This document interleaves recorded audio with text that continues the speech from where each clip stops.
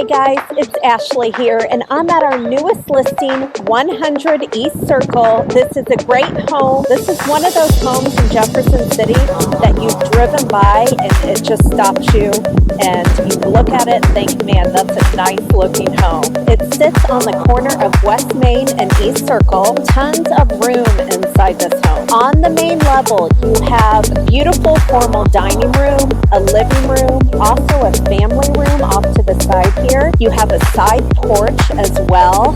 Laundry room is on the main level, and that is really hard to find. A nice big open kitchen. Also, you have a room that could be an office or it could be another bedroom. Upstairs, you have 3 bedrooms that are all very spacious. And the primary bedroom is actually a primary suite because it has its own bathroom. So I'm really excited about this listing. So come on in, take a look inside.